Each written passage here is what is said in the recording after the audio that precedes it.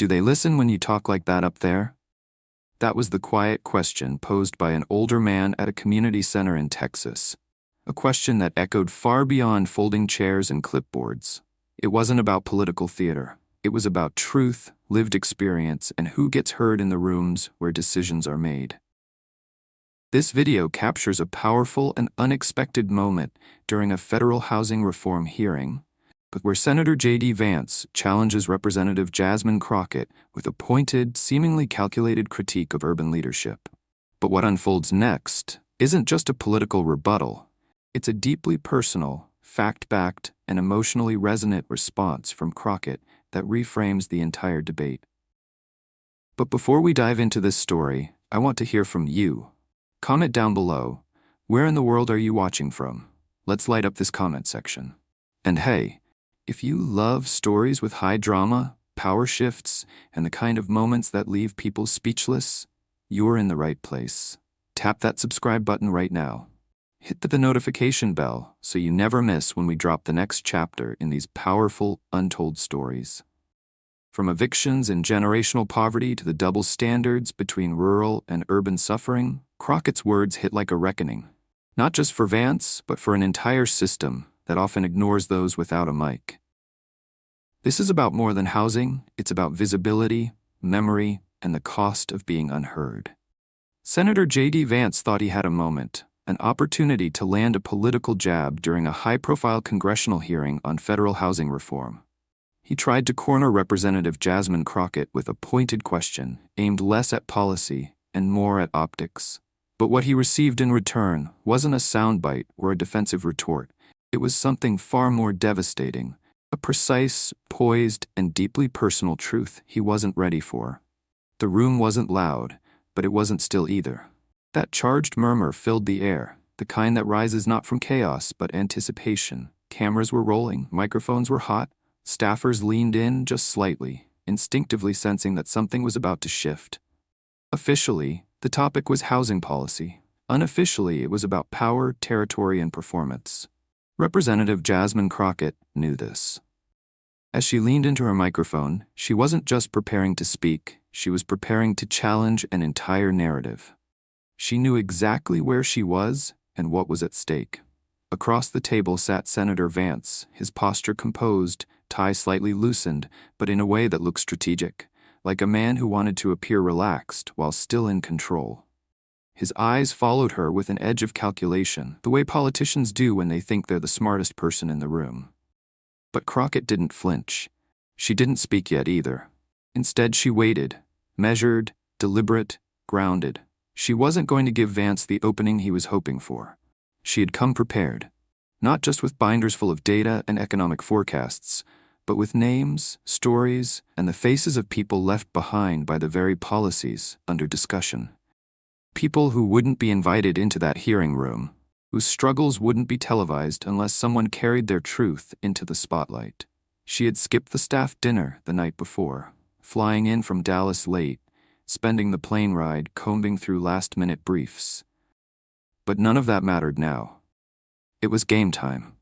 Representative Barry Granger of Oregon was mid-monologue about modular housing innovation grants when Vance began to subtly shift in his chair, visibly prepping.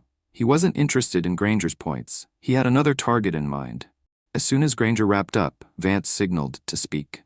"Madam Chair," he said in a smooth, deliberate tone, "I'd like to direct a question to Representative Crockett." Just like that, the room pivoted. Heads turned, camera lenses adjusted.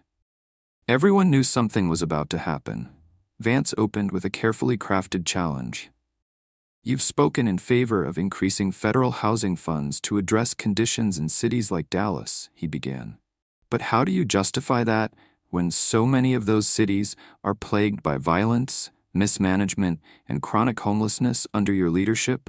Wouldn't more federal money just prop up failure?" The words weren't shouted. They were carefully sharpened, meant to cut cleanly. Words that didn't say your district but implied your people. The message was clear. Urban centers are broken, their leaders incompetent, their communities unworthy of investment. He framed it in economic terms, but the subtext rang louder. They're failing, and it's your fault. And with that, the spotlight was hers. Vance's question lingered in the air, pointed, polished, and politically loaded. He hadn't raised his voice, but the impact was unmistakable. The insinuation wasn't subtle. Cities like Dallas were failing, and leaders like Jasmine Crockett were to blame. It was a carefully packaged attack, rooted in familiar talking points, but underneath it was a well-worn strategy. Frame urban, predominantly black and brown communities as irredeemably broken, and cast their representatives as the architects of their own decline. For a brief second, Representative Crockett didn't move. She didn't roll her eyes or shift in her chair. She simply reached for her water, took a slow, deliberate sip, and placed the bottle back on the table. The silence wasn't empty. It was electric. She didn't smile. She didn't rush. But as her hand hovered over the binder in front of her, and her voice finally broke the stillness, it was clear this wasn't going to be a back and forth. This was going to be a reckoning. "Senator," she said evenly, her tone calm but firm. "I'm glad you asked." In the back of the room, heads tilted up. Her voice wasn't raised, but something in it made people listen. It was the sound of someone who had waited a long time to say exactly what needed to be said, and was finally given the mic. "I represent a district where people work double shifts and still can't afford rent," she began. "Where children attend schools with mold on the ceilings and rats in the walls. Where families sleep 2, sometimes 3 to a room, not because they're irresponsible, but because they have no choice." She paused, not for dramatic effect, but for clarity. "You say mismanagement, I say disinvestment." That single line landed like a blow. Her words, measured and intentional, cut through the political veneer. This wasn't about blaming cities for their own suffering. It was about pointing to decades of systemic neglect, the deliberate policies that stripped communities of opportunity and then blamed them for the fallout. "The violence you speak of," she continued, "didn't appear out of thin air. It came from a system that built highways through our neighborhoods, redlined us out of economic mobility, and then acted shocked when the consequences showed up decades later." Her voice still didn't rise, but the weight of her words was unmistakable. Like bricks hitting concrete. She wasn't yelling because she didn't need to. The truth didn't require volume. It required clarity, and she was delivering it, piece by piece. "And since you brought up federal money," she added, turning the critique back around, "Dallas sends billions to the federal government every year. Our people pay taxes. We're not asking for handouts. We're demanding our fair share." Across the room, Senator Vance shifted in his seat, just a bit. It wasn't overt discomfort, but it was noticeable. Crockett saw it. Everyone did, but she didn't let up. "You want accountability?" she said, raising an eyebrow slightly. "Let's talk about where the money actually goes." The moment was turning. Vance gave a short chuckle. Dry, controlled, an attempt to recenter the room. He wasn't rattled, at least not visibly, but his fingers tapped once, subtly against the table as he leaned forward. "Well, Representative," he responded, keeping his voice composed, "you mentioned redlining and highways, but we're in 2025. At what point do leaders in cities like yours take responsibility for what's happening now? Or are we still blaming the past instead of fixing the present?" A few people shifted in their seats. The comment wasn't shocking. It was familiar. The kind of polished rebuke that plays well on cable news and gets polite applause in the right circles. But this room wasn't one of those places, and Jasmine Crockett wasn't one of those representatives. She didn't flinch. "You want to talk about responsibility?" she asked, calm as ever. "Let's have that conversation." She opened her binder again and pulled out a single, well-worn page, small font, highlighted in yellow. She held it up for the room, not as a prop, but as proof. "Here's a federal report from 2023, she said. "It shows that the states with the highest poverty rates are overwhelmingly rural. It shows that access to clean water, healthcare, and safe housing isn't just an urban issue. It's hitting Appalachia, the Mississippi Delta, and places like Ross County, Ohio." Then she locked eyes with Vance. "That's your state, isn't it?" He didn't respond. He didn't need to. Everyone knew. "You want to talk about leadership?" she continued. "Let's talk about that.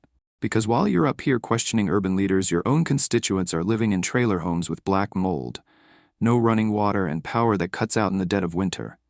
And you," she paused, "you voted against the bill that would have helped them. Eyebrows lifted in the back rows. A staffer scribbled hastily on a yellow legal pad. Vance adjusted his microphone and tried to steady the tone. With all due respect, he began, those problems are complex. We can't solve rural poverty with one bill. Crockett didn't let the evasion slide. And neither can we solve housing insecurity in cities with just one grant program, she interjected, voice firm. But when you come here questioning the competence of leaders based on their zip code, especially when those zip codes are full of people of color, you're not looking for solutions. You're dodging your own record. There it was. No theatrics, no personal digs, just the unvarnished truth, calmly delivered. In the back, a few younger aides leaned forward, trying to catch every word. On Twitter, someone had already clipped the last 30 seconds of her remarks and posted it with the caption, "Crockett didn't come to play." But Crockett wasn't speaking for likes or retweets. She was speaking for the people who don't get hearings, who don't get microphones. People like Miss Leona in South Dallas, who had called Crockett's office every week for 3 months trying to get her Section 8 paperwork processed. People like Carlos, a high school junior living out of his aunt's van while trying to pass his exams. People who live the policies, while others just argue about them. As she reached into her folder again, the room held its breath. She wasn't finished. Crockett reached back into her folder, this time not for statistics or federal reports, but for something far more human. She pulled out a photo. No glitz, no polish, just a grainy image of a weather-worn 2-story house with peeling paint, a sagging roof, and a blue tarp held down by bricks where shingles should have been. It wasn't meant for drama. It was meant for recognition. She carefully slid the photo forward until it was visible to the cameras and those in the room. Then she spoke, her voice steady but lower now, less rhetorical, more personal. "This house is in Chillicothe, Ohio," she said, "not Dallas." The room shifted slightly. Some furrowed brows, some sat up straighter. "A woman named Terry lives here. She's 61. Her heater broke 2 winters ago. To stay warm, she uses her oven." That line hung there. A quiet indictment of systemic failure, so normalized that some had forgotten it still existed in a country with trillion-dollar budgets and nightly political debates. "She told a reporter just last month," Crockett continued, "they always talk about big cities on the news. Nobody ever asks about us." Then Crockett looked at Vance again, this time not with confrontation, but with clarity. "People like Terry and people like Miss Leona, they're not enemies. They're not on opposite sides of some imaginary war between city and country." She paused just a moment, letting that truth settle across the room. "But when you come into hearings like this," she said, "and use your platform to pit them against each other, to paint urban leaders as failures and rural pain as tragedy, you're not solving anything. You're creating division." She leaned back in her chair, not in retreat, but in control. She delivered truth, and now she was watching to see who could handle it. And for a moment, JD Vance said nothing. He shifted slightly in his chair, barely noticeable, but it said enough. His practiced composure wavered, not from anger but discomfort. It was clear he hadn't expected this. Not the depth, not the precision, not the unshakable calm. A few rows back, someone coughed. No one dared interrupt. Crockett wasn't grandstanding. She wasn't attacking. She was testifying, telling a story that was hers and also belonged to millions. She let the silence sit for a beat longer than most politicians are comfortable with. And then, she leaned in again. "I'm not going to pretend cities don't have problems," she said. "We do. But let me make something clear. Something we never say out loud enough. Poverty is not a moral failure. It's not a sign of laziness or bad leadership." She paused, her tone soft but razor-sharp. "It's a result of policy, of decisions made by people who've never had to live with the consequences." That was the shift. That was the turning point. No longer was this about point scoring or party lines. It was about who bears the weight of choices made far away, in marble buildings, on Capitol Hill, under bright lights. She opened her binder again, flipping to a fresh set of pages, this time color-coded and tabbed. She tapped the first one lightly as she spoke. "I brought data," she said with a faint, wry edge, "since people seem to value it more when it comes from think tanks." A subtle murmur rippled through the room. "Let's talk about eviction rates," she continued. "Dallas has one of the highest in the country, yes, but not because people don't want to pay rent. It's because wages haven't kept up. She let the facts speak. The median rent in my district is $1,450. The average full-time worker at minimum wage brings home about $1,200 a month. She paused. Do the math. There was no applause, just that kind of silence where people recalculate their worldview in real time. A soft shifting of minds, not from pressure, but from truth. And even when families fall behind, she said, they still get their utilities cut off. Their children still get sick from mold in their apartments. And when they apply for federal relief, they're either denied, waitlisted, or told the funds are gone, often rerouted to other places that look nothing like them. She didn't raise her voice. She didn't need to. Her calm made the pain louder. I know what this looks like, she continued, locking eyes with the panel. I've seen it. I've lived parts of it. And with that, she set the binder aside, not because she didn't need it anymore, but because this next part came from somewhere deeper.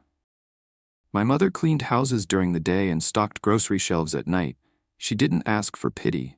She asked for a roof that didn't leak and a doctor who wouldn't make her wait 6 weeks to be seen. You could hear her voice thicken slightly. Emotion tightly held, not hidden. I went to a public high school that failed accreditation, twice. And what did the government say? We'll revisit funding in 2 years. 2 years. That's someone's entire freshman and sophomore year. Gone. She looked around the room. Try explaining that to a parent whose kid is already falling behind. At that moment, Senator Vance looked down at his notes. Crockett noticed, but she didn't stop. This hearing, she said, it isn't about blame. It's about willpower. About whether we actually want to fix what's broken, or just keep scoring political points. Then she delivered the line that stuck with many long after the cameras stopped rolling. Because people in my district aren't tuning into C-SPAN to see who wins the debate. They're checking their email to see if their housing voucher got approved. 3 chairs down, Senator Pauline Marks scribbled something in the margins of her notebook without looking up. She didn't need to. The room had shifted. And Crockett? She still wasn't done.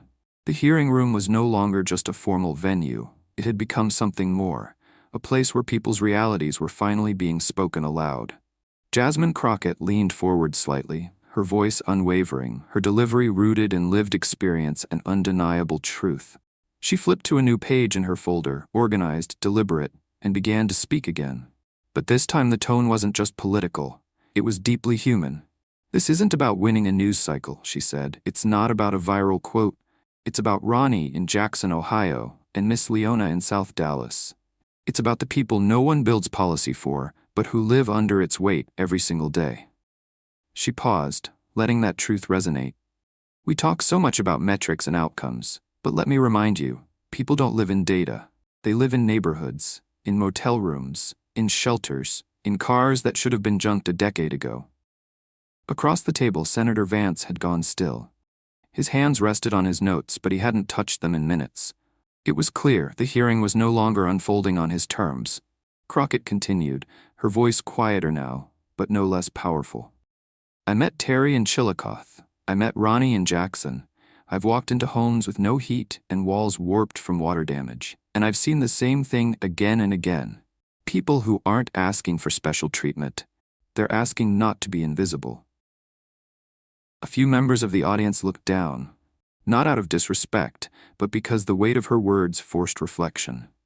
And let me be clear, she said, her eyes sweeping the panel. This isn't about urban versus rural. I've driven through your county, Senator. I've seen kids walk a mile on gravel roads just to catch the school bus. I've filled my tank at gas stations where the shelves were half empty. She didn't say it with condescension. She said it with empathy. You think I don't recognize that pain? You think because I fight for housing equity in the city, I'm blind to what's happening outside of it? She shook her head slowly. That's where we keep messing up. When we let these false divisions, city versus country, black versus white, deserving versus undeserving, keep us from seeing the truth. Poverty doesn't care what zip code you live in or who you voted for. It hits you just the same. Her tone softened, but her resolve sharpened. My mom told me something after we got evicted. She said, don't ever let them shame you for what you had to survive. The room was silent again, The kind of silence that speaks volumes. No interruptions. No rebuttals. Just the stillness of truth cutting through political static. And every time someone tries to humiliate a poor family, to turn them into a punchline for political gain, I hear her voice. I remember what it felt like when our couch was sitting outside on the lawn, when my little brother thought we were just moving and didn't know we were homeless. The words weren't carefully rehearsed. They were remembered. Real. And every time someone calls public housing a failure, she added, I see my brother sleeping on a couch in a borrowed living room. And every time someone says, people just need to work harder, I think about my mother's blisters, working nights, cleaning houses, then restocking store shelves before dawn. That was the moment the room felt it fully, not as a debate, but as a mirror. Crockett wasn't performing. She wasn't defending. She was naming the truth that too many in power refused to face. And outside the hearing room, the world had already taken notice. By the time the session adjourned, a short clip, just 47 seconds of Crockett speaking about eviction, shame, and survival, had been posted to social media by a junior staffer. No graphics, no filters, just her face, her voice, and the stunned silence of the chamber. It hit 3 million views before sunset. Within an hour, a news site in Columbus reposted it with the headline, JD Vance came for Jasmine Crockett, he wasn't ready. Then it spread like wildfire. On TikTok, young people stitched themselves into the video, watching with clenched jaws and teary eyes, nodding along not because it was a trending sound, but because it was their story too. They didn't comment as voters or pundits. They spoke as survivors of eviction notices, of sleeping on friends' couches, of hiding in bathrooms during police sweeps. They weren't engaging in a political moment. They were reclaiming their memory. Twitter lit up with hashtags like Crockett, Clapback, and She Said It. A housing justice nonprofit in Ohio shared the video with a caption that read, "We've waited years for someone to say this out loud." Cable news picked it up within hours. Each outlet put its own spin on the moment, some calling it a clapback, others calling it a wake-up call. But one truth remained consistent across every frame. Crockett didn't just shift the debate. She changed the entire conversation. And while networks debated her delivery, Senator Vance's team scrambled behind the scenes. Just before midnight, they released a carefully worded statement on his official website. We must all strive to improve the lives of those we serve, urban, rural, and everything in between. While I may disagree with Representative Crockett's methods, I respect her passion. It was safe, vague, sanitized, and it didn't land. Because beneath that corporate language veneer, the public had already made up its mind. The comments under his post were brutal, filled with screenshots of Crockett's quotes, charts she had shared, and side-by-side comparisons of her raw testimony against his carefully constructed deflection. One user summed up the sentiment best: she came with facts, he came with talking points. And back in Dallas, Crockett's office phone wouldn't stop ringing. Some callers just said thank you and hung up. Others left voicemails through tears. One woman sobbed as she said, I never thought anyone in Congress knew what it felt like to lose your home. But perhaps most surprising, the calls weren't just coming from Dallas or Houston. They were coming from Chillicothe, from Circleville, from Portsmouth, small towns in rural Ohio that had voted for Vance by double digits. One message left by an older veteran said, I don't agree with her politics, but everything she said about housing out here was true. We've been forgotten. Crockett wasn't just echoing the voices of her constituents. She had become a conduit for a collective pain that stretched far beyond party lines or city limits. The calls kept coming, from city blocks and back roads, from neighborhoods in South Dallas to trailer parks in southern Ohio, from single mothers, veterans, retirees, factory workers, people who rarely, if ever, feel seen by the system, let alone spoken for. 2 days after the hearing, Representative Jasmine Crockett sat with her staff in their narrow office back in Dallas.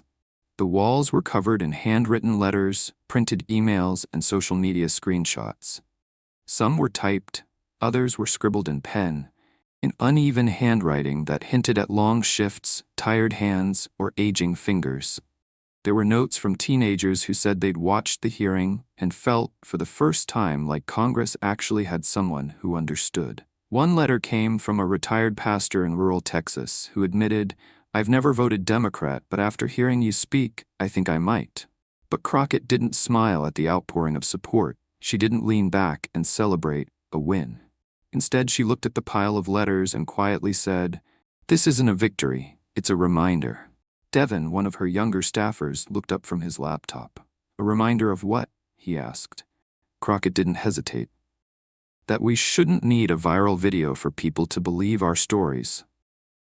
She paused, glancing back at the letter she'd just read, a tear-stained page from a woman who had lived in her car with 2 kids after being denied housing assistance. "People should have cared when Miss Leona called our office 6 months ago. They should have cared when Ronnie's pension disappeared. The cameras weren't there for that." One staffer in the back asked if they should start drafting thank you letters in response to the support. "We will," Crockett said, "but we're also finishing that housing bill, the one with teeth this time." The room quieted, not out of obligation, but respect, because while commentators were still dissecting her every word, wondering what it meant for her political future, would she run statewide? Was she too raw for the Senate? Crockett wasn't thinking about optics. She was thinking about policy, about impact. Because while the viral moment was powerful, it wasn't the point. What mattered most was what came after the headlines moved on. And move on they did. Within a week, the buzz started to fade, as it always does. A major tech company collapsed. A different senator said something offensive on a podcast. Cable news panels pivoted to the next hot story. But for the people who had really listened to what Jasmine Crockett said, the moment didn't pass. It stuck. Quietly, unshakably, in the back of their minds. Because what happened in that hearing room wasn't about a takedown. It wasn't even about politics in the traditional sense. It was about something deeper, something almost sacred in its rarity. It was about who we believe deserves to be saved. Crockett hadn't offered canned lines or flashy promises. She'd offered something riskier, honesty. And that honesty forced a mirror in front of the American conscience. Because the housing debate isn't just about budgets or zoning ordinances, it's a litmus test for who we believe is worthy of stability. It's about whose poverty we pity and whose we punish. A white man struggling in a rural county is called forgotten. A black mother struggling in an urban neighborhood is labeled a failure. One narrative demands help, the other demands blame. And that's not just unfair, it's dangerous. Crockett's message didn't say that urban pain matters more. It said that both urban and rural suffering deserve attention, respect, and action. What she exposed was the quiet, often ignored reality that many lawmakers need these divisions to stay in power. Because if working-class families in Ohio start seeing themselves in working-class families in Dallas, the whole game changes. Suddenly, the poor are no longer fighting each other. They're asking the same questions. Where's our health care? Why is housing unaffordable? Why are our kids sick from mold and lead and neglect? And when that happens, the powerful lose the ability to distract us. That's why Crockett's words hit so hard. Because she didn't just talk about policies, she made them personal. She didn't speak for the poor as a category. She told their stories. Terry with her oven-turned heater, Ronnie eating peanut butter in a freezing trailer, Leona battling a broken system for her housing voucher. She pulled back the curtain. And that matters, not because it went viral, but because truth has a way of echoing, even after the media moves on. There's one moment, barely covered in the press, that might have said more than all the headlines combined. The day after the hearing, Crockett boarded a commercial flight back to Dallas. Middle seat, row 27, sandwiched between a teacher from Little Rock and a contractor from Pittsburgh. No one recognized her. The teacher was reading a paperback. The contractor had dozed off against the window. Somewhere over Missouri, the teacher turned and asked, "You live in D.C.?" Crockett smiled. "Sometimes I work there." The woman nodded, then said, "It's loud over there." Crockett replied, "Too loud sometimes, but I try to speak for folks who don't have the mic." The teacher studied her for a moment, then smiled. "Well, if you're fighting for the people who can't afford first class, you're in the right row." They both laughed, quietly, warmly. No cameras, no applause, just 2 strangers, sharing a truth more profound than most televised debates.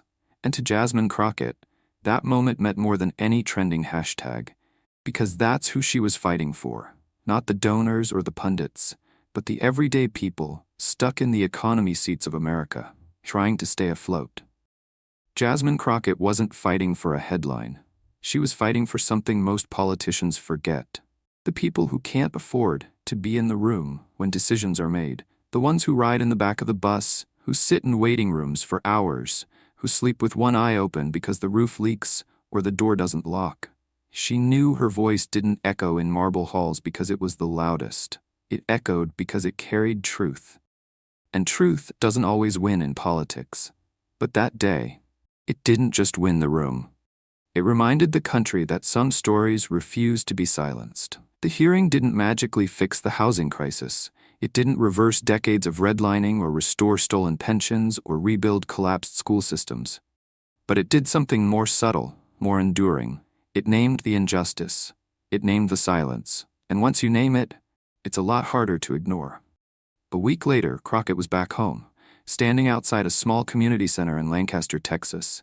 No media vans, no national cameras, just folding chairs, a box of stale donuts, and a group of people waiting to ask questions about rent assistance, building code enforcement, and whether a new housing pilot program could work in their neighborhood. An older man in a faded Dallas Cowboys jacket stood up near the end of the session. His work boots were dusty, his voice a little hoarse. He didn't ask about legislation. He didn't ask about the political fallout from the hearing. He just asked one question: do they listen when you talk like that up there? Crockett didn't answer right away. She looked around at the people in the room, tired, hopeful, skeptical. The people who call hotlines and never get a call back. The people who fill out forms and wait for months. The people who are always told to just be patient. Then she looked back at the man. Not always, she said. But I don't speak so they'll feel comfortable. I speak so y'all don't feel invisible. That was the core of it. She didn't stand up in that hearing to shame JD Vance. She didn't rise to make a viral speech. The real victory wasn't in the likes or the views. The real victory was this: for once, people who are usually spoken about got spoken for. And not in abstract terms, not as numbers or liabilities, but as human beings, as neighbors, as citizens, as people who matter. Because politics at its heart isn't just about passing bills, it's about memory. It's about whose stories are preserved, whose pain is acknowledged, whose resilience is honored, and whose is overlooked. When Crockett told her story of eviction, or when she shared Terry's photo, or remembered Ronnie's space heater, she was doing more than making a point. She was putting lives on the record. She was inserting people into a national memory that often forgets them. She was saying, these lives count. These lives matter. These lives exist. Whether you live in a brick apartment in South Dallas or a trailer outside Zanesville, your safety, your dignity, your future should matter equally. No exceptions. That's why this moment struck a nerve. It wasn't because it was loud. It was because it was true. Because it said the quiet things out loud. That not all suffering is treated equally. That some poverty is seen as failure and some as tragedy. That some lives are deemed deserving and others are just collateral damage. And Jasmine Crockett said, no more. She made clear, we need fewer spin doctors and more truth tellers. Fewer politicians who perform and more who remember. Fewer offices that defend budgets and more that defend people. And maybe, just maybe, that's what makes this moment matter. Not because Crockett said it best, but because she said what too many people have been waiting to say, but couldn't, because their mic was never turned on. Because their stories were never considered policy relevant. So here's the truth. Maybe you've never had a microphone. Maybe you've never been in a room with marble columns and leather chairs. Maybe you've never had the ear of a senator or the pen of a policymaker. But maybe, just maybe, you've lived what Crockett described. Maybe you've seen your mom cry over a shut-off notice. Maybe you've had to stretch a paycheck over rent, groceries, and gas with $14 left. Maybe you've seen your belongings dumped on a lawn and had to pretend it was just moving day. And if you've lived even one part of that, then you already understand why this hearing mattered. Because Jasmine Crockett didn't just speak as a congresswoman. She spoke as someone who'd been there. So if this story resonated with you, don't let it stop here. Talk about it. Share it. Tell your story. Ask your representatives hard questions. Demand better, not just for your zip code, but for the people living in zip codes you've never been to. Because representation isn't a brand, it's a responsibility. And every time someone like Crockett speaks up, it reminds the rest of us that even in the noise of politics, truth still has a seat at the table. Thank you for watching, and see you in the next video.